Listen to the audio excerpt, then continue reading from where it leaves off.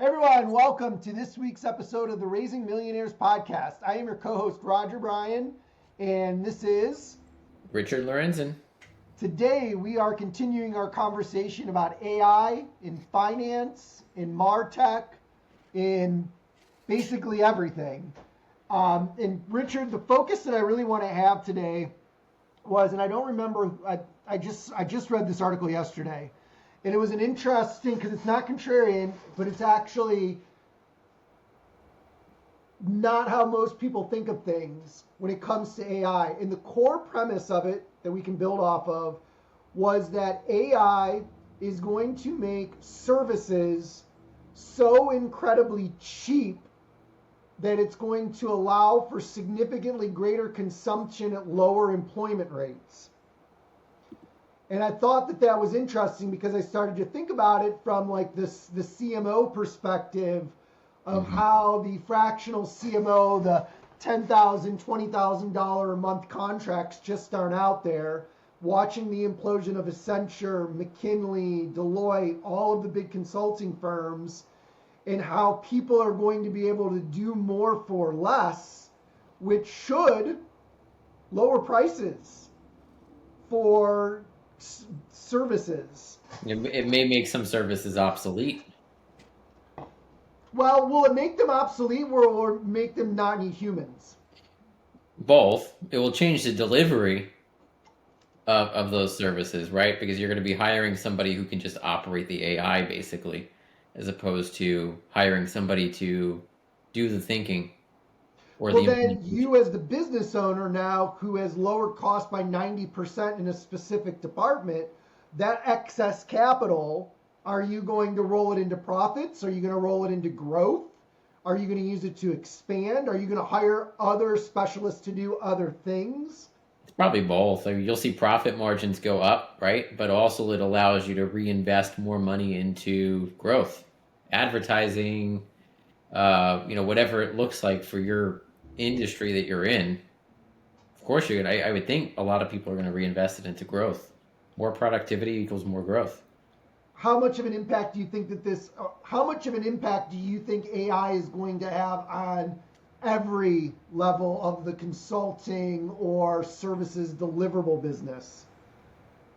It's going to have a lot of impact, but at the same time, I also remember you just last week or the week before, talking about how, right now the technology in a lot of ways, because the slippage and other things that we talked about already, isn't necessarily there yet, right? And so it's not completely possible yet to fully eliminate a role and replace it with an AI agent. What you really need is somebody who has enough expertise to put good quality input into AI to get good output. Yeah, I think it's going to permeate every aspect of if you're Accenture, it's changing how you do research, how you think, how you strategy formulation, document creation, like even the simplest things that you can think of, it's impacting.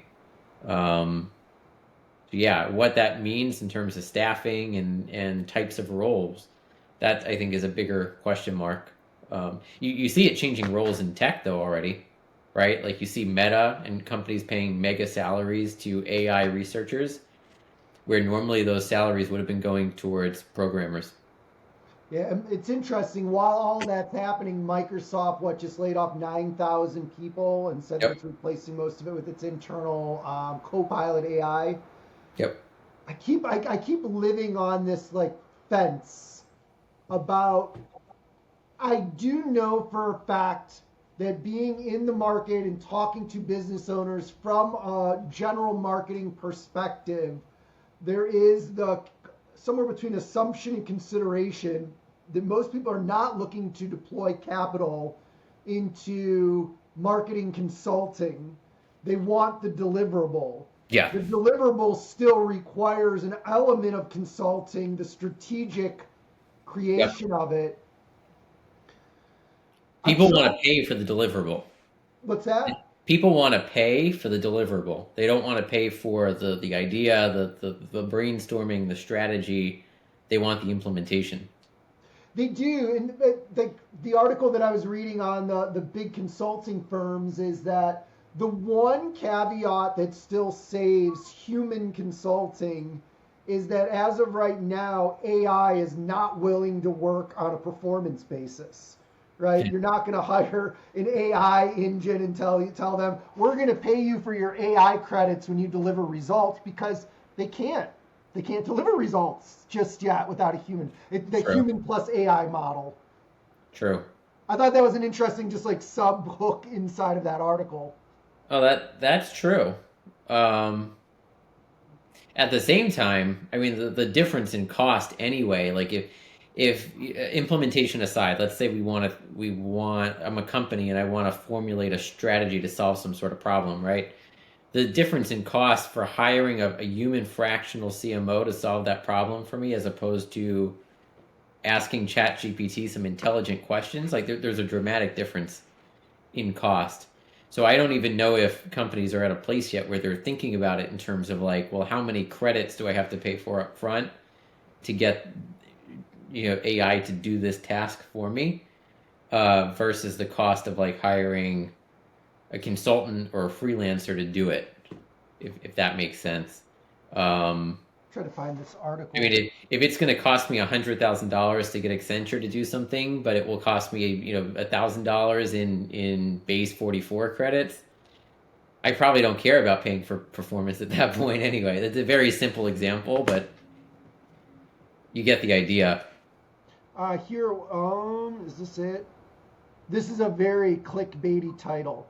AI could create a Mad Max scenario where everyone's skills are basically worthless, a top economist says. Say that again? AI could create a Mad Max scenario where everyone's skills are basically worthless, a top economist says. Hey, there's a lot of arguments you can make there. The more practical ones being that AI's technology isn't there yet.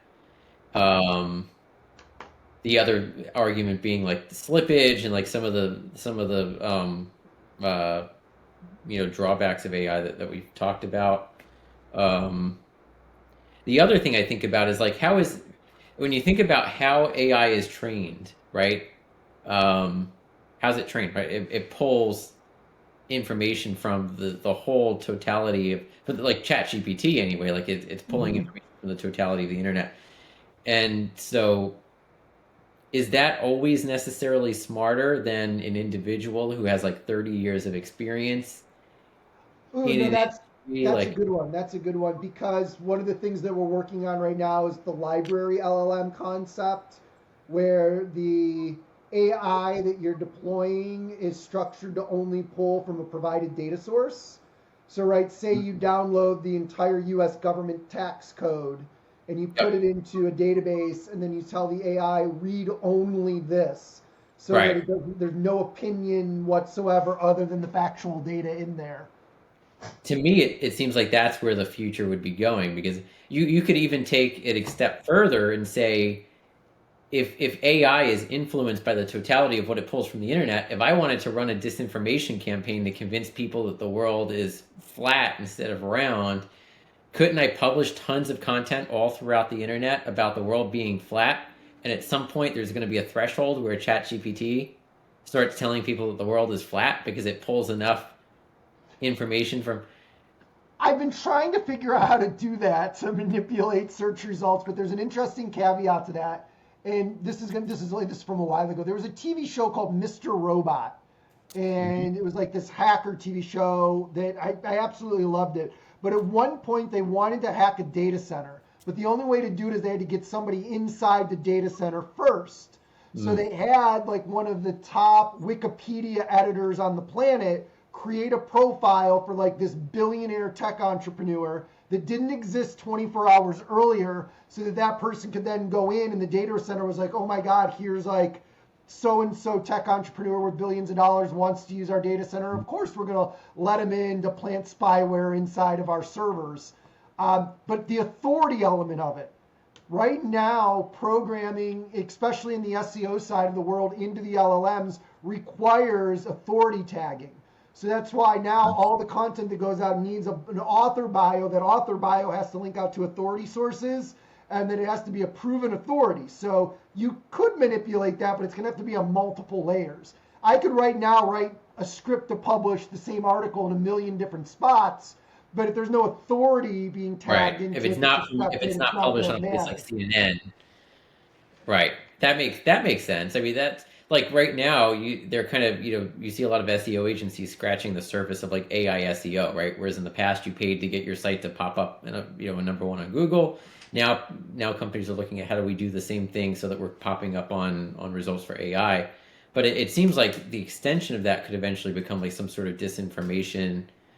Even if you need like authority sources to influence AI, like there are ways to still do that. And at the very least, wouldn't it create some sort of like a group think kind of echo chamber where if, let's say the majority of high authority sites, we'll use the media as an example, like New York Times, CNN, they all have a certain political bias, right? No, not in this country. Right? It's shocker. But wouldn't that, wouldn't it be logical then at some point that there would become we're just using politics for this example because it's easy, but like there could become a political bias of ChatGPT because of its pulling information primarily from certain. Exactly. Perfect example. Rock. I was thinking of Rock. So I don't know. Like to me, it just opens up this whole can of worms for opportunities for disinformation. Like we talk about disinformation now with social media and like deep fakes and stuff like that, but this could go many levels deeper. And so then to go back to your question, like, do I hire AI to replace my whole staff? I don't know because there is still a lot of vulnerabilities there. One thing I want to try to do more, especially on this podcast, and I'll give a reference point to it, is like, okay, we're talking about all of this. I had this thought process over the weekend about like Claire and Carter. Claire's 7, Carter's 3. Like what their futures look like. All of the work on wealthplans.ai to build out all these financial models to make sure they have the money to pay for everything. But then what are they actually doing with their lives? Because there's very few things that you and I are probably doing right now in our businesses that Claire or Carter or your kids would be doing in 15, 25 years. Like, Carter's super into trucks and construction, right? Krista owns a construction company, precast concrete company, septic company. And I'm thinking to myself, does Carter go to school for AI and robotics and then come out and automate Krista's business in 20 years? Yeah. Does Claire go into AI and teach, develop robotics? Like, is it all AI, right? I don't know what their interests are going to be, but there needs to be a guiding hand behind like what they're learning now and what their interests are, because the college marketing degree from the early 2000s is not going to exist in the 2040s. Oh yeah, I mean, every generation it's been true that there are going to be jobs that exist for a generation when they graduate that didn't exist. Like for us, like when we were growing up, there was no such thing as YouTube influencers, right? But now that's one of the highest earning professions, I guess you could say in some ways. What they do compare that to more to celebrities, right? For every 1,000 actors that goes to Los Angeles, one of them makes it. So it does have a high net gross, but it's not considered a career path yet. And all of those people that build out these huge AI businesses on YouTube just got clobbered. Yep. I mean, I think a lot of young kids now are going to grow up to become AI researchers, or at least if you're going to be graduating from school in the next maybe 5-10 years, it seems like AI research is going to become one of the dominating, especially within tech. Prompt engineering. Prompt engineering. That's what they're calling it.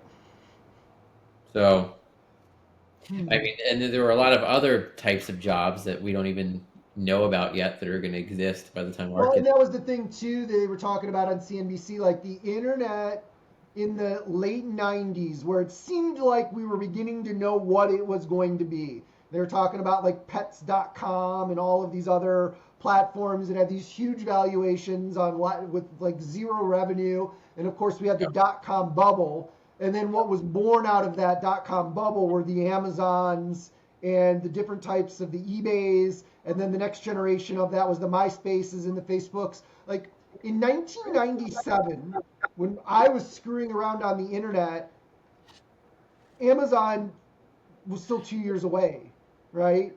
Yep. Facebook was still a decade away. So Yep. what all is going on in AI right now is we don't even know what it's going to be yet. Yep. Interesting thought process though, in comparing AI to blockchain, right? Did we talk about this last week? Kind of. There's a layer one and then the layers that are built on top of them, like Yep. all of the infrastructure that's being built with ChatGPT being the master LLM, but is building its own containerized version of it using prompt engineering. It's like the internet in the 90s, right? They said that's not going to go anywhere. Then blockchain. I guess it's still debatable, you know. Well, I'm not comparing it like that. What I'm saying is like Ethereum came out as like its own blockchain that people could build stuff off of. And then today there's hundreds of thousands of dApps being built Yeah. off of the Ethereum blockchain, ERC20. Yeah. And it's like that was the code base for Right. things. Mm-hmm. I'm trying to picture where AI is going. Are we going to be into that that layered chain fundamental where you've got the base LLM and then the containerized products that are sitting on top of it? I would think so. I mean, I don't even think at some point it probably won't even be ChatGPT. Like ChatGPT could be the MySpace of social media, the MySpace of AI, right? Like there are going to be other platforms that. I don't know if Altman's going to sell it and then go take pictures for the rest of his life. That's Well, what MySpace did. he may ride off into the sunset, but you know, like With his ego, I see him sitting on a private island with nukes or something. Like, Yep. no one's $1 million. Oh, okay. Austin Powers, never mind. you can send those lawsuits to Roger Bryan. Please, no more lawsuits. The one I'm dealing with right now is crushing my just motivation. So yeah, I think as AI evolves, sure, because there are going to be so many entrepreneurs too, right, who are figuring out how to work the angles on this. You're still so early. We are. No, on a side note, one fundamental flaw of AI when it comes to building like algorithmic trading engines or index allocations is pricing, right? Slippage, Yep. weird data points. Sometimes it's right, sometimes it's so wrong. I don't know that you can really build those without direct access to real-time data API, which there's plenty of those. It's not like it's hard to get, but trust, and we talk about this all the time, the inaccuracies, the slippage, the hallucinations. When you're building out models for investing, if it pulls in one wrong data point on one stock out of 100 variables, the entire mechanism collapses in on itself. We are talking about the new AI index fund looking at 10x potential, and all of a sudden you start looking at market caps and you're like, that's wrong, that's wrong. It's like the whole model blows up. All the formulas can be correct. Bad inputs, bad outputs. Yeah, well, the technology is not there yet. Also, our usage of AI today is going to look archaic compared to, just even probably 5 years from now. It reminds me of 6 months from now. I'm telling you. Not to make another analogy to blockchain or crypto, but like I think of like that guy who infamously made that Facebook post maybe back in the early 2000s about how he used 10,000 Bitcoin to buy a pizza. Yup. And you look at what the Bitcoin would have been worth today. Like similarly, there are stupid things that we're using AI for now. Like the usage is going to look archaic compared to what you can do with AI in a couple months. It's interesting. It's still like, I think when I think about this as a marketer and I think about this as an entrepreneur, it is not hard to build fancy widgets with AI. Even What? powerful fancy widgets with AI. Mm. But you still need to be able to bring them to market. Well, yeah, but why can't AI just do that for me? My Well, if it AI fraction. could, we'd be having a different conversation. I'd be whipping up a new platform every day and taking it to market. Right. The question then becomes, though, for anyone that's listening to this that is an AI entrepreneur that's building fancy widgets, and I'm not talking about any workflows that you just want to sell the workflow. I'm talking about real tools that provide real value to real businesses for real purposes. How does everybody get them to market? Right? Does everybody have to build the brand every time and build the audience and build the list and build the go-to-market strategy? Well, that's how historically people have always launched businesses. But I go back to what you just said. How do we get AI to do that? no, exactly. I mean, well, you're kind of answering that question with your fractional CMO AI software that you. So I don't think the people listening realize that in the past week, from last week's episode to this week's episode, Roger has built like 3 new software I know. I companies. wasn't going to say that because I'm still like one of my best performing social media posts, like of all time, was the one where I called Base 44 the biggest rug pull of all time. Oh yeah. And now I've learned how to use it. Now it's still frustrating as hell. I still have a 7-page core directive do not do that goes into every single command that I do on the platform. But as I've been building that up and learning more, I begin to navigate through all those problems. That was an Instagram post, right? That video? Yeah, but it did better on TikTok. Oh, TikTok. Okay. In fact, I've been building so much this week, I haven't been posting content, which becomes counterintuitive. Yeah, I was gonna say I just went to your Instagram and I can't find it. But by the way, I'm out of credits again. Actually, where are all of your Instagram videos? But that's another story.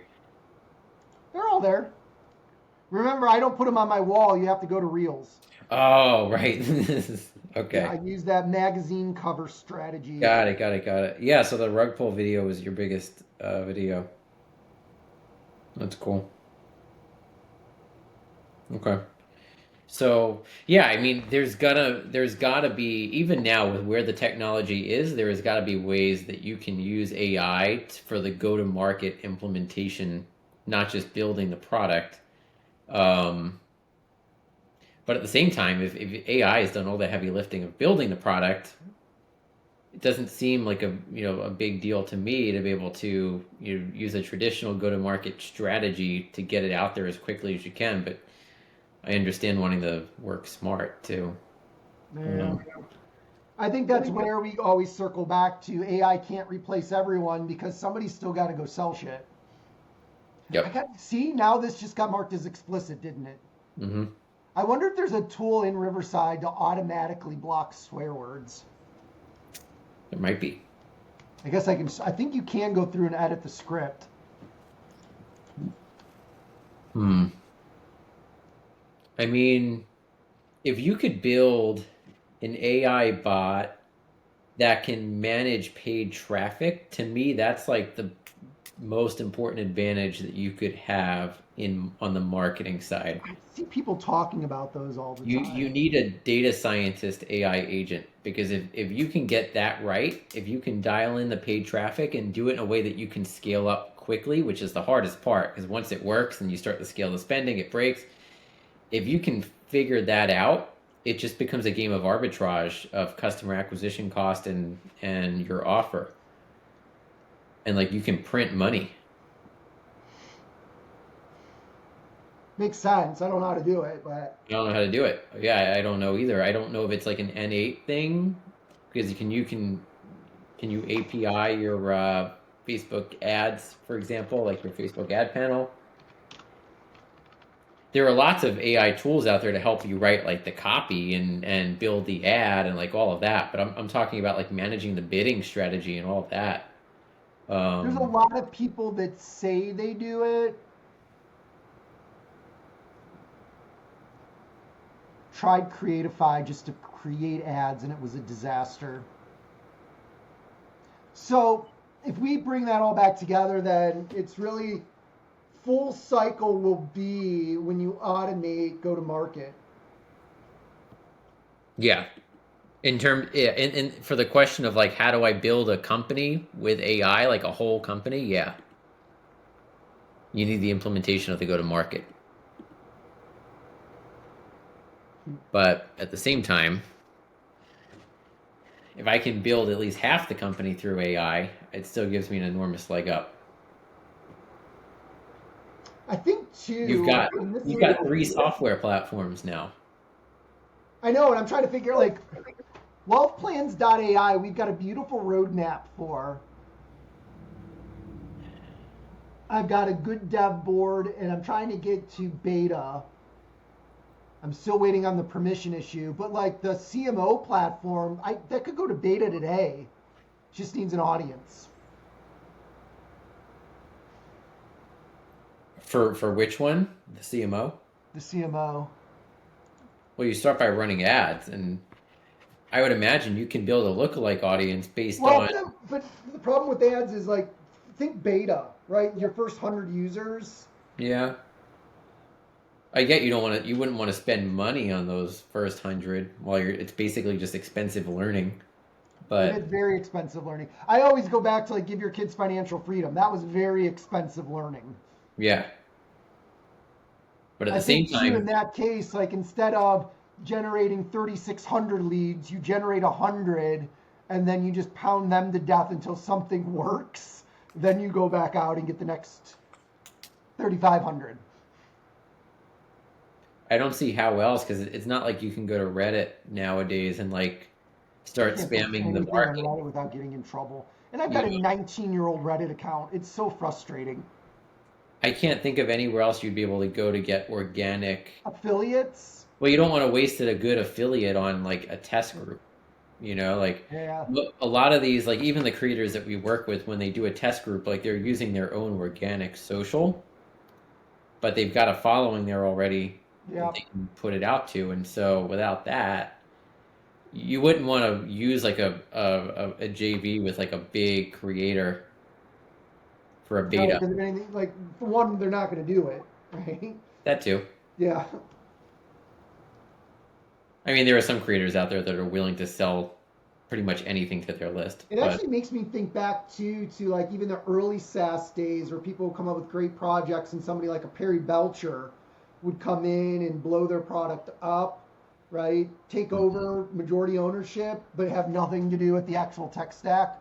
I mm, remember when AI first got big, was that 2023? There was this AI newsletter platform that he promoted to everyone. mm. And then it just disappeared because it didn't fucking work. I can't stop swearing. I need an AI to cut out my swear words. All right, on the investment side, Trump Yes. administration is now allowing certain AI chips to be sold into China again, including AMD chips and NVIDIA chips. Both of them are up, and it was funny that AMD is actually up more than NVIDIA recently. It's just less talked about. You also had the Intel CEO come out and say that they've gotten so far behind they're not even in the top 10 Mm. in AI chip production That's that good. they don't think they can catch up anymore. I mean, like, this is Intel. Um, when is Nvidia reporting earnings? They're up 4% right now. CoreWeave Because just found well, a they're up $1 4% on data these. center. Because that's gonna be a good indicator, them and some others in the space. It's gonna be a good indicator, the guidance that they give of where we're going in terms of competitiveness. Their next Um, earnings aren't until August. oh, okay. So not really even in this earnings season. Um, I mean, they're up 4% right now on the news. AMD is up 6% right now on presumably on the same news. Uh, Microsoft is up. I mean, I don't know. Can you speak to why we're losing competitive advantage in an emerging space like AI to come to countries like China? I and this is not like my opinion, but like when you listen to CNBC over the last 6 months, when did DeepSeek come out? December? And it was really about, with them not having access to the resources, like the right chips, they had to become more nimble. And that forced innovation, which is historically how big innovations happen by small players. And there's usually game changing, like, right? It's not necessarily that Microsoft comes out with the game-changing technology because they're the behemoth. It's that some small startup, 2 or 3 people, find some way to do something new because of lack of resources that forces Microsoft to change. Yeah. And it's not that we've lost competitive advantage, it's just that we could. And I think a lot of the times when we're looking at it from a technology or a chip perspective, we're talking military, right? Mm-hmm. Not wanting to lose that competitive advantage. Yep.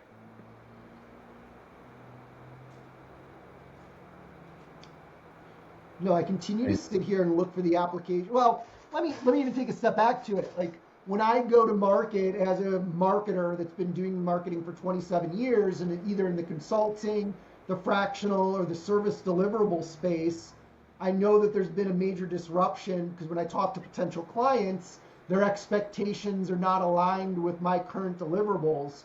So I look at how AI can be integrated. And at first thought, it was that, and it goes into what we were talking about before, AI can drive down costs because speed of implementation becomes faster, access to data, but then everybody's just a race to the bottom. So how are you leveraging AI to provide a tangible deliverable to people at a still high ticket price, right? Why does anybody need to hire a coach or a consultant now other than accountability? Because there's more knowledge available in AI than any one coach sitting anywhere. The dynamic shift there is just so tremendous. Yeah, it is. I was just looking at interesting announcement that came out of JP Morgan today, kind of related, kind of not. But Jamie Dimon just announced on their earnings call that they are going to become more involved in stablecoins. Yep. With Dimon saying, quote unquote, he doesn't get the appeal of stablecoins, but he also can't afford to stay on the sidelines. Well, I was surprised too. Was it JP Morgan that came out like last week and said they just implemented their first AI developer? I didn't know that they had 12,000 developers on staff. Software developers. Yeah. That number seemed big to me. That's pretty big. But I bet you a year from now it's half. Well, that's because, well, yeah, I agree. And I think the number of AI researchers and what do you call them, prompt engineers, like that number is going to grow exponentially. But it speaks to the broader trend also for financial companies where, these companies are traditional financial institutions are becoming fintech companies. And so I feel like that shift started a decade ago, don't you, with machine learning and with AI, it's going to speed it up, and especially now with crypto becoming more adopted by the mainstream, you're gonna. I think you're just gonna see a stable, like the stable coin is an example of it. You're now gonna be able to hold your money in JP Morgan stable coins eventually. It sounds like, and so it's a major shift.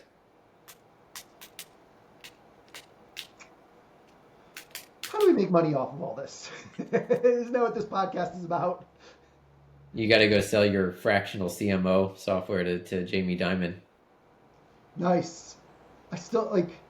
Easy. Yeah, easy peasy.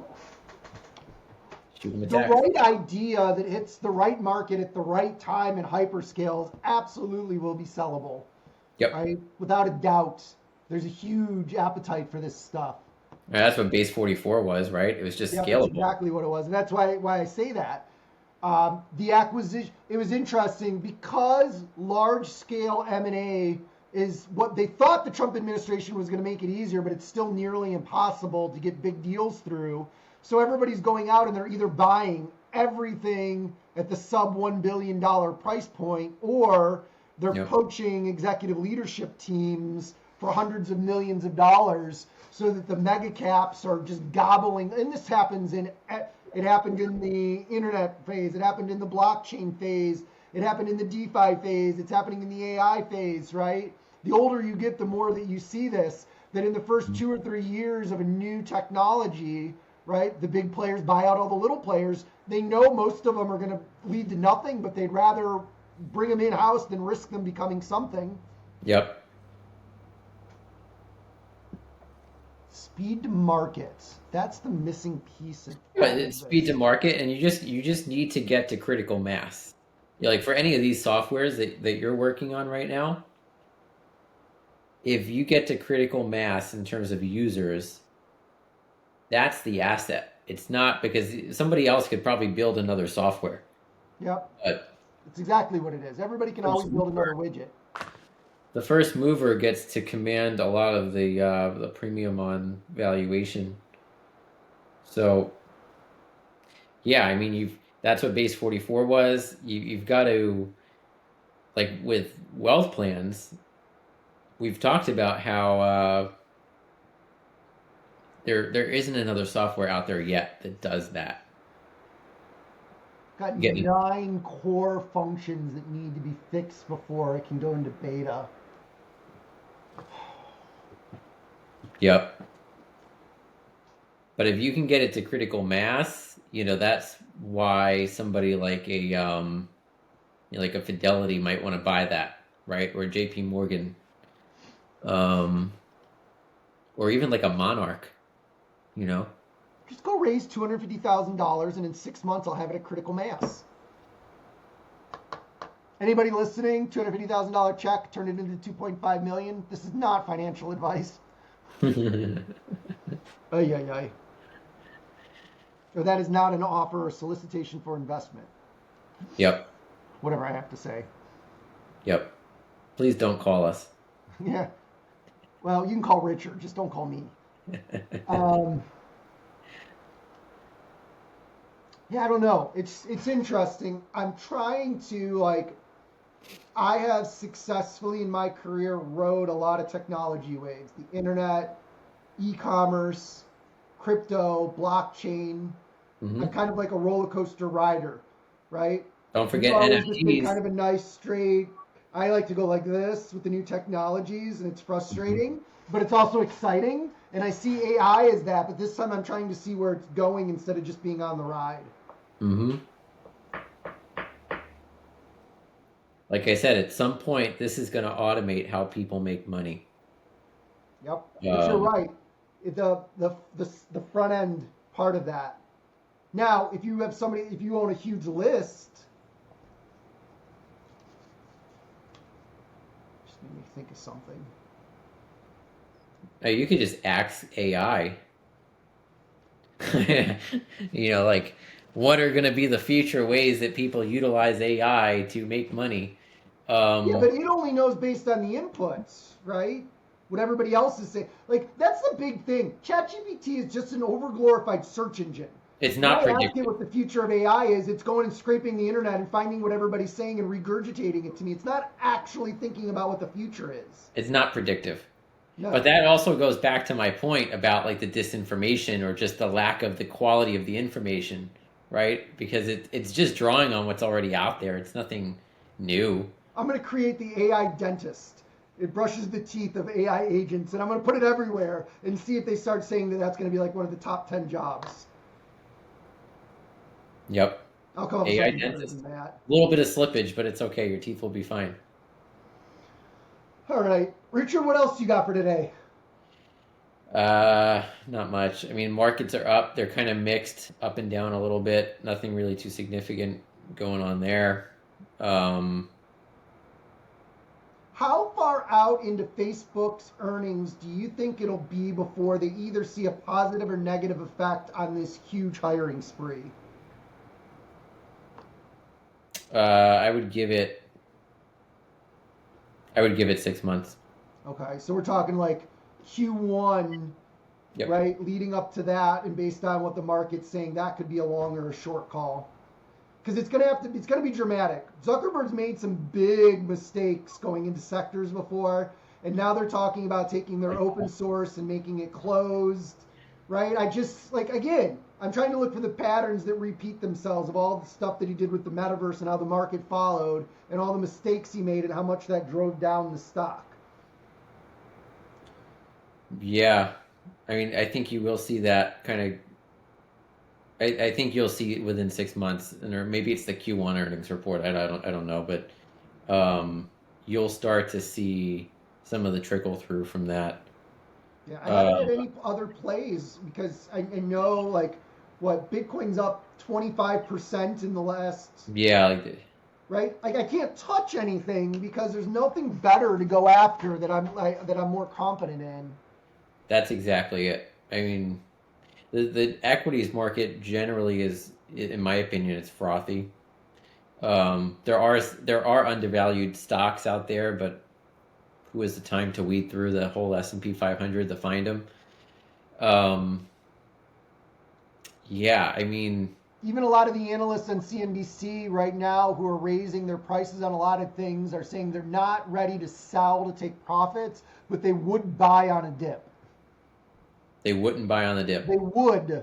They would. They would buy on a dip. They would. Like I big tech, mean, like big cap. I think everybody just waits for Trump to say something stupid, and then the market tanks 10%, and that is their buying opportunity. Everybody's waiting for an April swan, like black swan yeah, well, event. that's the thing. We haven't had a big dip since April.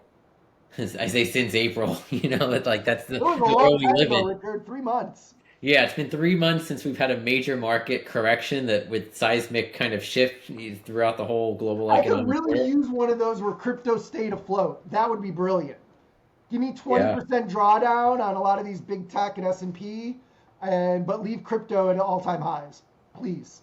Thank you, universe. but there just is a lot of geopolitical uncertainty right now that makes it hard to the tariff policies change day by day. Um, The market doesn't seem to care though, right? This week is a true, perfect example. Or true, last week, I guess, into this week. What is today? Today's only yeah, Tuesday. Yeah, last week into this week. that's true. That's fair. We'll see how Um, these new tariffs play out against India and China if they continue to buy Russian oil. That'll be interesting. well, the question always also is, will the tariffs even stick? But Depends on what side of the bed Trump's hair wakes up on tomorrow morning. the inflation number came in a little hot this morning, Did it make it? Well, you know what I did see is 2.7%. it's been floating around there. So if it's not above But 3%, but it also did not send the market lower. well, the Even, Dow's now down 350. yeah, what's that, like half a percentage point? Oh shoot! Trump-backed crypto regulation bill fails to clear key hurdle in Congress. That's not good. Was that the stablecoin bill? No, I thought that already passed. It's not having a huge That passed effect. the Senate, but I got to see which bill this is. let me see. Da, da, da, da, da, da. I mean, the inflation number coming in hot is, if anything, is going to push the market down today. It's that, but it does put a damper on expectations for interest rate cuts at Well, all that's this okay. They're year going to fire Powell because he because he was renovated responsible for the the. remodeling. Although $1.5 billion to remodel, like what in the world were they doing? Well, you know how important it is to have nice office space in the day of remote work. Yes.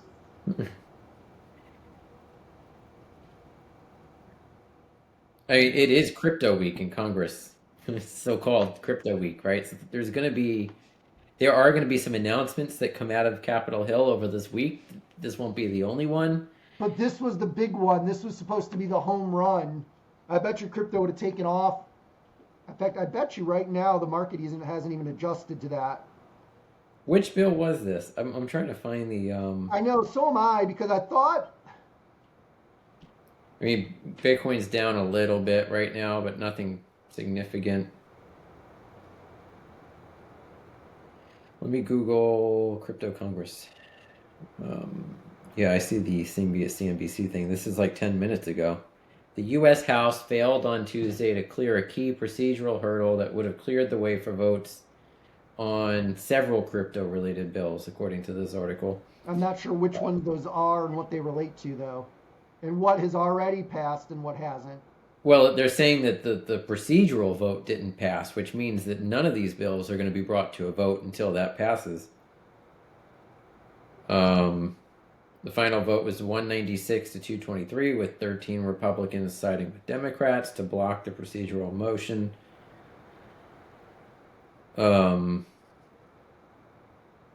Yeah, I mean, this could derail a lot of the votes on these bills happening this week. 13 Republicans holding out. That's not that many. It may change if they do another vote tomorrow or even tonight. The Genius Act, which is the stablecoin bill, has already passed the Senate and will become the first standalone crypto measure that's signed into law. That's according to CNBC. The market structure package called the Clarity Act is the one that's held up right now over Democratic concerns. I think that's the big one, the Clarity Act. Clarity Act, Genius Act, Trump bill. I have no idea. Genius Act is the stablecoin one. Clarity Act. Some research on this. I should be more aware of all of them. Clarity Act is market structure. It would create a set of rules that will be administered by the SEC, CFTC when a certain coin is deemed to be a commodity. It still says likely to pass on Wednesday. Well, let's wrap up because I think. Yeah, I gotta go. Yep. Thank you, everyone, for joining this episode of Raising Millionaires podcast, where we just spent the last 20 minutes rambling. Next week, join us again where we will ramble some more and maybe have some answers to how to make more money off of AI. Until then, I'm your co-host, Roger Bryan, and that's Richard Lorenzen. Isn't Pinsy had the baby yet? No, we're still in overtime. We're still waiting. When are you gonna go to the hospital and make this shit happen? Like a week past due. So she's got to be miserable. Yeah, she's not happy. Okay. Well, have fun with that. I'll talk to you later. Bye. Bye.